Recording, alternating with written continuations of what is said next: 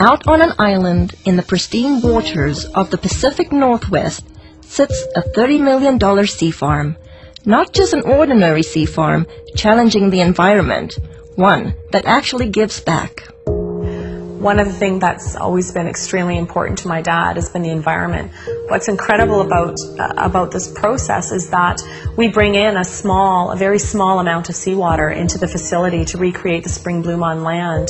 And in order to get the amount of microalgae that we're growing on land, we would have to bring in a massive amount and deplete the ocean of a very, very viable food source, whereas the water that's leaving our facility actually contains more phytoplankton that is going directly back out into the ocean than what was originally brought in.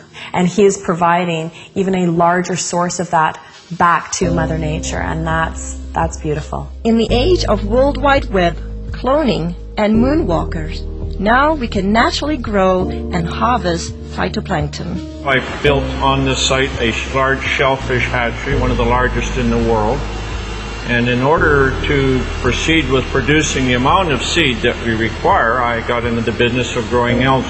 I did come up with a method that I could grow any quantity, any amount at any time of these algae outdoors as well as indoors. His process that he's developed is unique. The big difficulty is how do you harvest something? These single-celled photosynthetic organisms are like tiny little one-celled plants floating around in the water. I mean, how do you get them out of the water and into your product? And he's developed a process where it's a very quick and easy way of extracting all the nutrients from these cells. Phyto, meaning light, plankton, meaning floating or suspended, is the base of life source as we know it. According to NASA, it is responsible for up to 90% of oxygen in our atmosphere. With thousands of single-cell microscopic plants in the ocean, it has eluded man until now. You know, I'm just grateful that I was chosen to find this product because it's been very elusive. It's eluded man until now, and here we have it, and I'm going to help as many people as we can, I hope. Throughout history, necessity continues to be the mother of all invention. He was creating the phytoplankton to feed his shellfish, and as the business grew, his health started to deteriorate, and I used to think that he was just maybe overworked or, tired, and he ended up getting diagnosed with some pretty serious illness about a year ago. They had diagnosed me with quite a serious cancer. In fact, a very serious cancer. It's called mesothelioma, and there's only about 2,000 cases a year in North America. Nobody survives. With just 9 weeks to a few months to live, Mr. Harper did the unimaginable. I was not expecting what I heard. They basically gave him 9 weeks to 9 months to live. Well, it was a pretty big blow, so trying to get my affairs in order, which had to be done. We then, just basically settled down for me to start slowly, dying. I had to go down and pick out his grave plot, and that was a really, just a very horrible, raw, vulnerable time. While all this was happening, getting ready for his surgery, we'd all been giving him a bit of a hard time because he had been eating phytoplankton out of the tanks at work. And I was actually getting pretty upset with him about doing that because it's for whales, it's for oysters, it's for fish, it's for krill. So I said, are you crazy? He's literally sticking his finger in the tanks and eating this stuff raw. I started on a daily routine of just taking a bit of paste, putting it in my mouth, and wash it down with a drink of water and go about my daily business, what I could do. And within about 10 to 15 days, here I am, starting to less pain in my back. I knew that something was going on, so I just kept eating half a teaspoon of this paste a day. I was booked to go for surgery in Victoria where they're going to do what they call a talc treatment, and they take a medical grade talking powder, they introduce it into between your lungs and your pleural lining and keep you in the hospital for a few days, and that there causes your lungs to fuse together, and it stops you from drowning in your own fluids that are built up. The head surgeon came out and had a very odd look on his face, I said to my mom, oh my God, something's happened. My dad's died, and I was just shaking and panicking, and the surgeon came up to me and he said, you know, I don't know what's going on here, but there's a strange foreign white substance covering your dad's tumors in his lungs, and we've never seen anything like it before. Well, lo and behold, they went in there to have a look, saw something they'd never seen before, took 11 sites, sent them away for biopsy, and I got the news back. There was everything was benign. They just did not know what to make of it. Everything was absolutely clean. Well, the surgeons are saying that they don't know what I had. They don't know if what I created and am taking had any effect on the cancer. All they can tell me is they've never seen what they saw inside of me, and I attribute this to my algae. I fully believe that with all my heart. I do moderate exercise every day. I watch what I eat. I lead a very normal life. And as a bonus, I've lost weight and I've tried dieting all my life because I'm a diabetic, or I was a diabetic. If it's a coincidence or not, I don't know. But anyway, my blood sugar started dropping.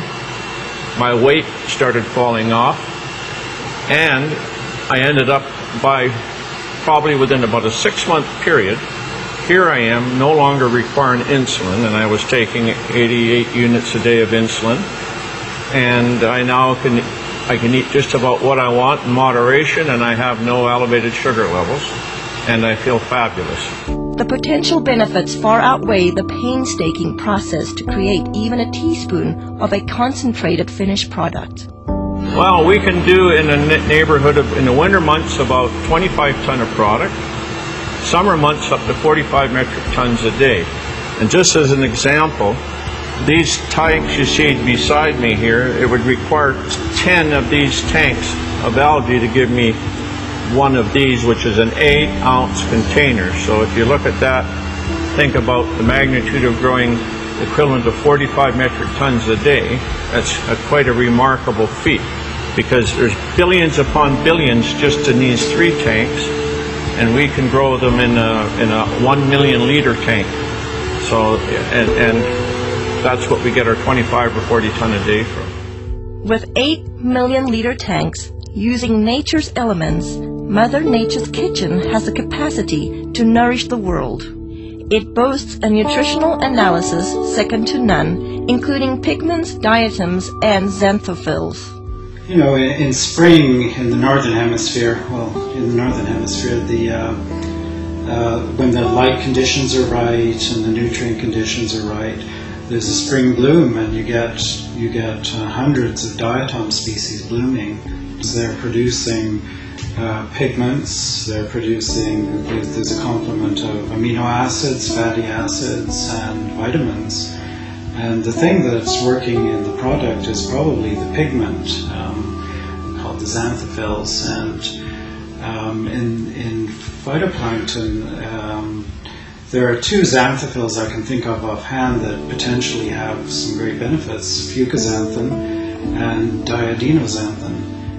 With this scientific breakthrough, it's no wonder experts from all over the world are clamoring to get their hands on phytoplankton. We've had calls from Asia, we've had calls from the UK, we've had calls from many from the States, all over Canada.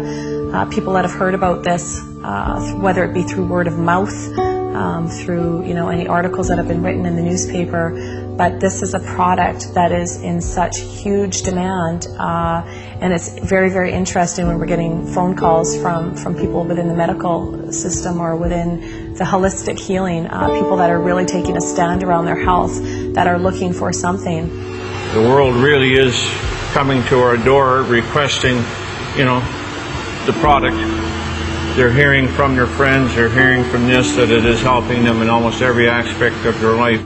He's very protective of this product, and he doesn't trust it to just anybody. It's something that he holds very, very near and dear to his heart, as does the entire family. Even through such demand, those who partake this precious product are embracing health in a way like never before. A really good friend, and he had this problem with dandruff. I mean, we tried everything with him.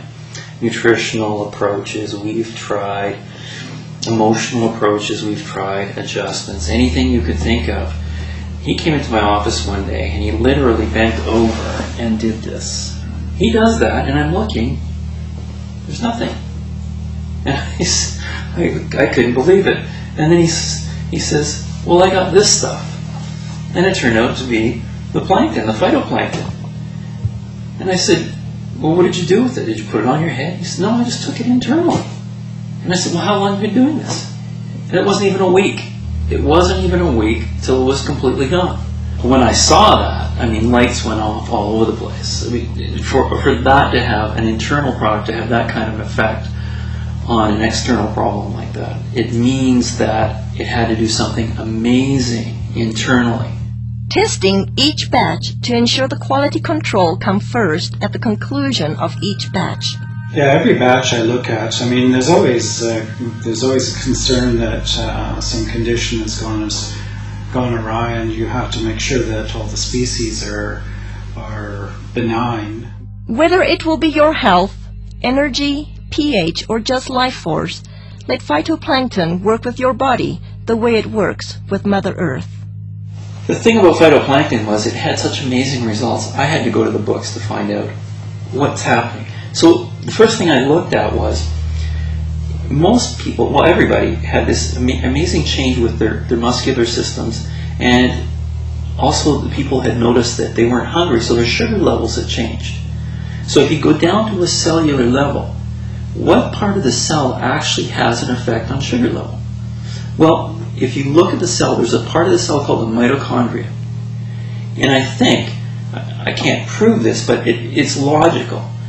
The common sense thing says that insulin resistance is because the cell can't handle the sugar anymore, and it says no more. So insulin, the hormone that pushes the sugar into the cell, all of a sudden the cell's not having that anymore, because if it keeps going, it's going to completely damage the energy producer in the cell called the mitochondria. And if it does that, the cell is dead, because 90% of all the functions in that cell rely on the mitochondria to produce an energy molecule called ATP.